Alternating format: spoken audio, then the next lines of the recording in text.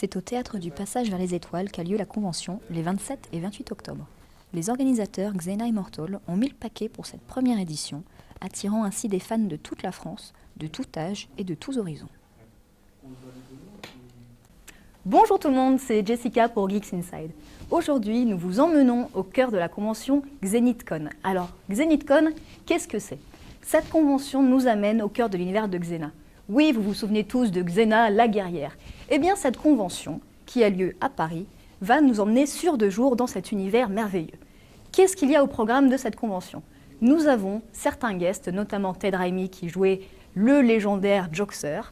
Et au cours de cette convention, nous avons des conférences, des interviews, des questions-réponses, des photoshoots, enfin tout ce qui a lieu dans une convention standard et digne de ce nom.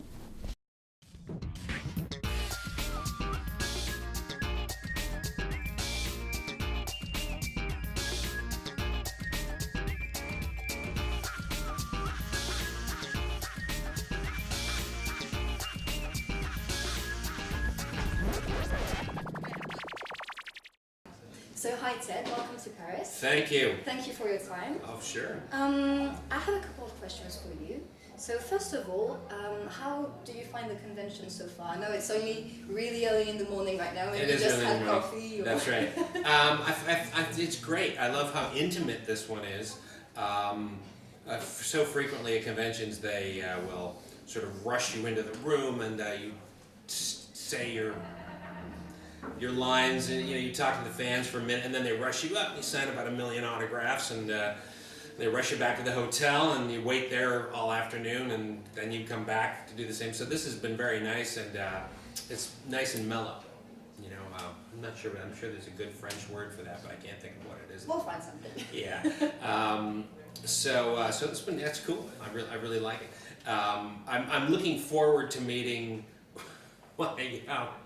My voiceover guy. Right. I guess he's coming. Mm-hmm, So absolutely. I'm really looking forward to meeting him. I have yet, though, to see an episode dubbed in French. I'm looking forward to seeing it. So you haven't seen one yet? No, do you have a copy?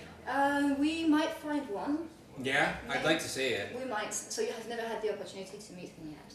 No. Okay, so But I this haven't is even going to be the seen- very first time for you. Yeah, and I'd like to. Right. I just want to see. Also, I'd like to see an episode. I don't have. That must be weird to find, your character being dubbed in a foreign voice. Yeah, it's always strange. Some shows I think work better than others in different languages. For example, when I do Supernatural once in a while, for the CW network in America, that works well in pretty much any. I've seen that in a few languages. They showed me at that at Warner Brothers Studios.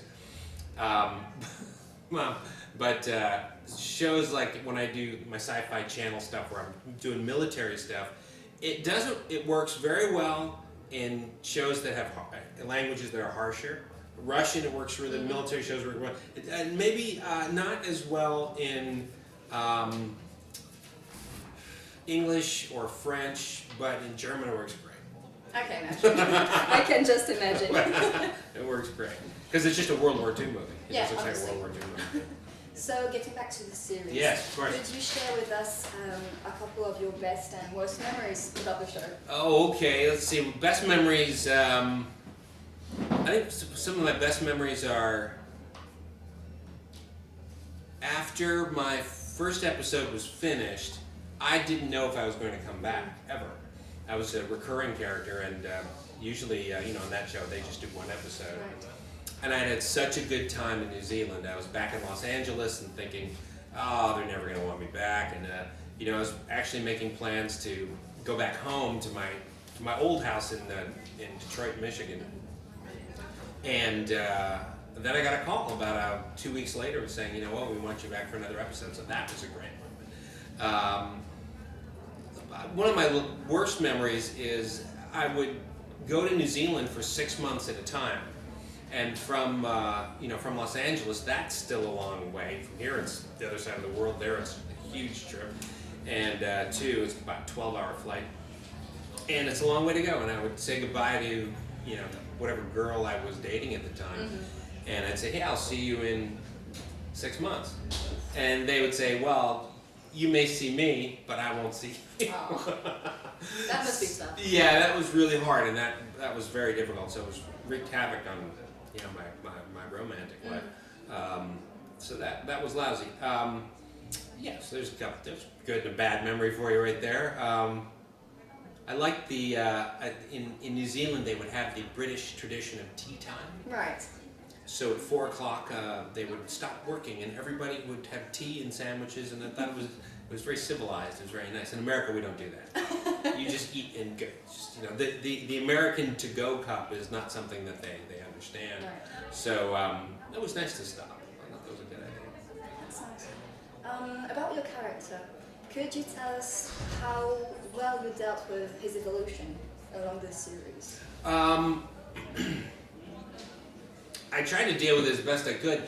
Joxer was a character that wasn't really developed too much. I think he was the least developed character, but that's for a good reason, because comic reliefs, you don't want to follow them too much, but they do need a little bit of a story for you to get a good laugh, Joxer started out as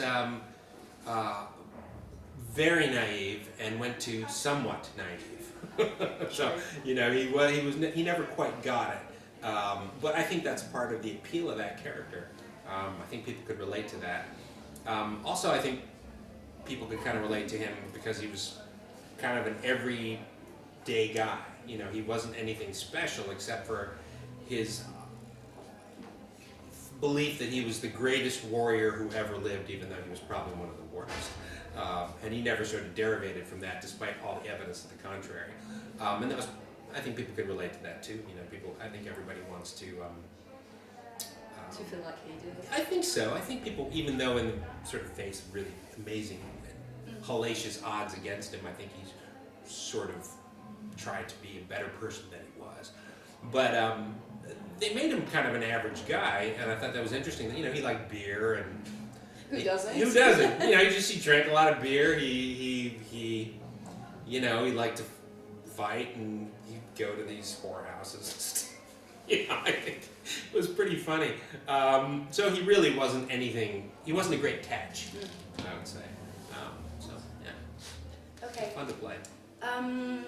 About your different characters in different series, going from Joxer, who was kind of the lovable loser, Yes. which everyone would call, and going to Sebastian from Legend of the Seeker, who's a little bit of the creepy guy. He is creepy, yeah. How hard a transition was that? Oh, it wasn't hard. I mean, Joxer was really the only full-on broad comedy character I've played on television. Everything else I've played on TV has been very sedate and serious. From my first shows,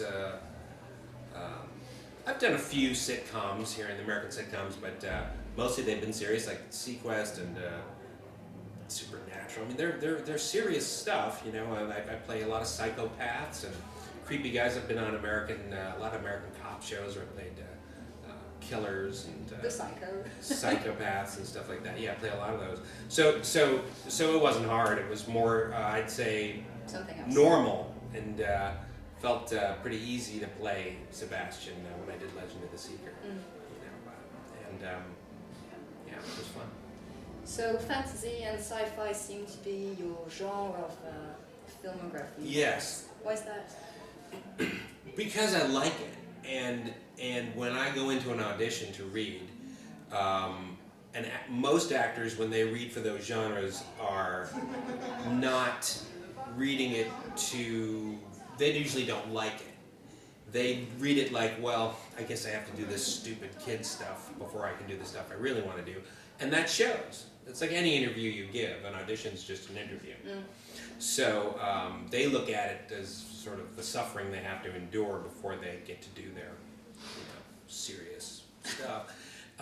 To me, that's the end-all, be-all. I love it. I loved reading it as a kid. I would consume it as a teenager, and as an adult I got to be an actor in it. So I was very enthused, and I'd come into all these horror sci-fi auditions and say, oh man, let's try this. And maybe the character can do that. And then, the writers were very happy to have somebody like that in the room. So I really, it was just more of a question of enthusiasm. Right. That's why I get those parts. I can understand. Rather than raw talent, I think. I think I'm okay. You completely relate to the genre by itself. I completely relate to the genre. At home, I watch it, I read it, I go to the movies for it, and all that stuff. Yeah. So it's perfectly for you.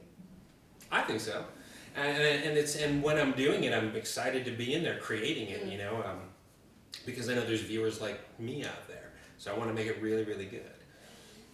Yeah. Right. One last question for Sure. you. Could you tell us about your future projects, if you have any? I do. Well, the last 3 years I've been writing and directing horror.